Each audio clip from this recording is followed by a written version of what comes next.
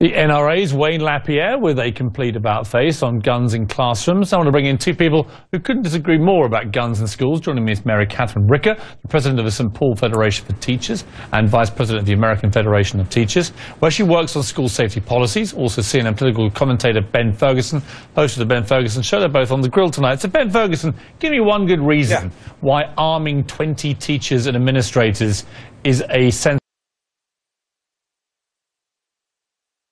way to reduce gun violence in America.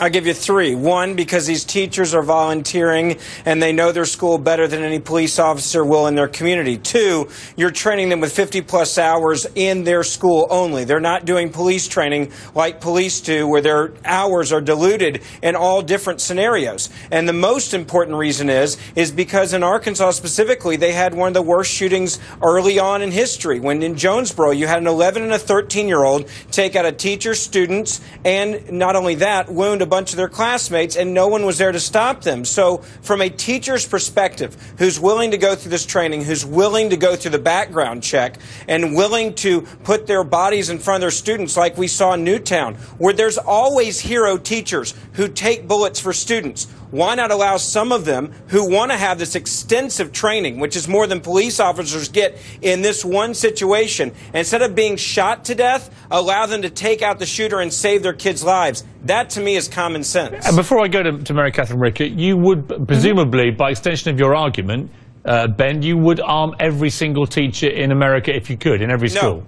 Absolutely not. I would only arm teachers who want to be armed and want to go through the training. I absolutely do not want every teacher in America to have a gun, because there are a lot of teachers that would not feel comfortable having a gun on their body, in their possession, and I certainly would never want anyone to carry a gun in this situation who doesn't want to. Okay, let's go to Mary Catherine Ricker. What is your reaction to that? My huge concern is this idea that for every problem you think you may be solving, there are going to be far more pervasive problems that you're actually creating. And this idea that you are creating an atmosphere in a school that is now an armory. You know, where are teachers going to keep these guns? Are they carrying them home at night? Are they storing them somewhere in the school building?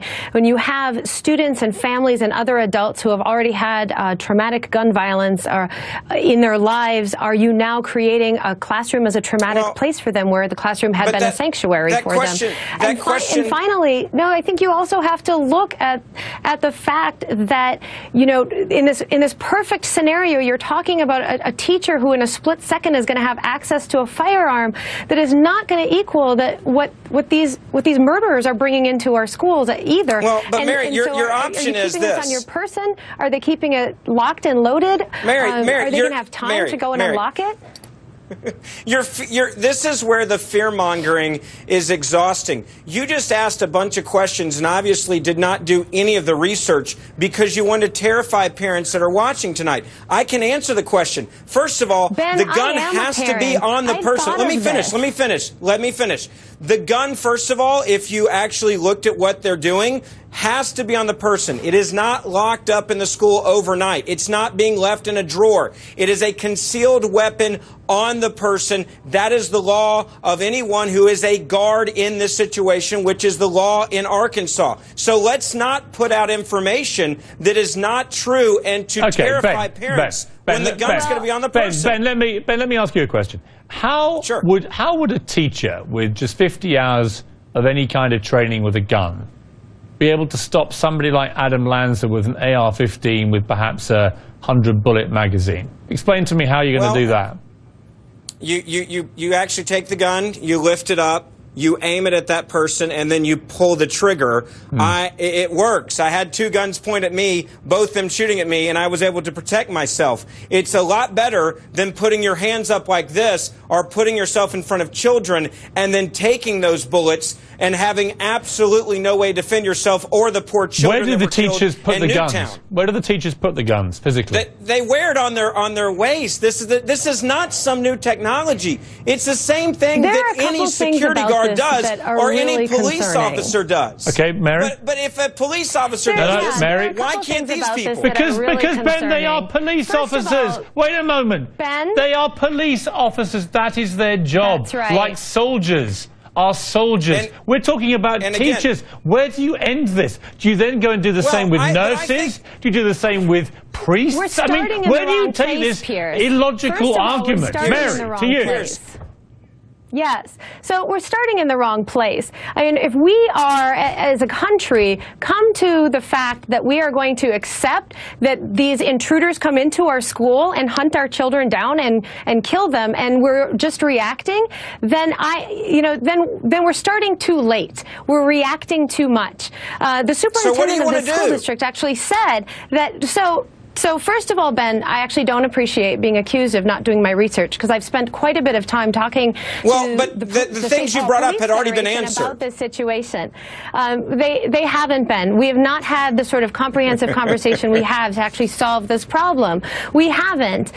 What we have to do, when this superintendent said that lock your doors and shut your lights is not a plan, I actually agree with him, because what we've done there is we've accepted that these just are going to keep happening. Ben. So, let me jump in there, because Ben, every single day, it seems, we read these awful stories of accidents. Put aside for a moment any threat of homicide or mass shooting or whatever. Let's just get down to the nuts and bolts of what happens when there are lots of guns around, right? A recent study in the Southern Medical Journal concluded, I quote, "The dangers of having a gun at home far outweigh the safety benefits." And we've seen a whole load of young kids who have picked up guns and shot their siblings, shot their parents. Well, it's not funny, Ben, is it? It's happening it's not funny on a daily basis. There are crime victims, but Piers, there are crime victims that I could bring before you that would say what you just said absolutely did not apply to their life. Go to any person who had a gun and protect and defend themselves. I'm one of them who actually was faced with a gun being pointed at them, or their home was being kicked, their front door was being kicked in, or their back door was being kicked in, and it saved their life, and an accident didn't happen there. And without a gun, they would probably either be raped or dead or live a life of fear and terror because of the horrible crimes that are committed against people that cannot defend themselves. I also have to say one other thing about teachers. Why are we acting as if teachers are somehow incompetent to volunteer to then go through training? We trust them with our children's lives. We trust them with reading, writing, and arithmetic, but we act like they're incompetent to carry a weapon. Ben, there were, of course, as you know, Ben, there were armed guards at Columbine, at Virginia Tech. Obviously at Fort Hood, the place was swimming in them. Right. And there's no evidence that it makes any difference. So when you have people intent on mass killing. And so I come back to my point, which I think is Mary's point she hinted at earlier. This chicken and the egg. What you've got to try and do is make it far more difficult, surely, for these mass shooters to get their hands on these killing machines. Bring in universal background checks. Ban high-capacity magazines. Ban assault rifles. Do something to try and make it more difficult. Your answer is what you do after the event. It's like, well, they're going to come anyway, so let's arm everybody else. It's the Wild West. It's not the Wild West because hold on, I got to respond to that, Piers. Hold on, let Ben respond to me, and then Mary, you have the last word. Let me say this.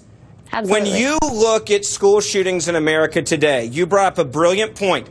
At some of these locations, there was a armed guard. And unfortunately, that armed guard was too far away, or the police were too far away to take out the threat at that moment. We saw that in Newtown. It was too long before the police, and it's not their fault, got there. When you have multiple people in a school who have volunteered and have been trained more in that situation than the majority of police have been trained in that situation, and they know that school, and they want to do it, and we trust them with our kids, why would we not trust them with this? Okay, but Ben, very quickly, last point to you, and then final point to Mary. Why did Wayne Lapierre, as early as 1999, why was he so adamant that there shouldn't, by his words that we saw at the top of this segment, there should be no guns in any school in America, and now he thinks the complete opposite? Because I think he saw that idea, which we tried coast to coast in this country with gun-free zones, they're posted at every school in this country, gun-free zones. It has been a failure, and the number of school shootings has risen since we've had gun-free zones. So when kids are getting killed, sometimes you adapt and you change. It's called using the brilliant mind that God gave you to realize sometimes they don't work, and gun-free zones are a failure every time a shooter walks on campus. Yeah, I would say that brilliant minds can also work out. The more guns you have, the more gun deaths you're going to get. But anyway, Mary Catherine Ricker, last word to you. Yes. Yeah, Piers, the final point I want to make is we do learn a lot from studying tragedies like Newtown and Columbine. What I don't think we pay enough attention to is how much we can learn from those potential school shootings that have been thwarted or prevented completely. And really the two big lessons as I've studied those thwarted or prevented school shootings are, one, the relationship someone had with the potential shooter that it got them to stop their behavior, and two, the people who noticed, changed behavior, saw something on social media and said something and actually got someone help before they committed some horrific tragedy. I'm in favor and I really do think we need to do more to elevate that. Good point. And that's Mary, where some of our solutions I've got to leave it there, but it's a very good point to end on. Absolutely. To Ben Ferguson, to Mary Catherine Ricker, thank you both very much indeed.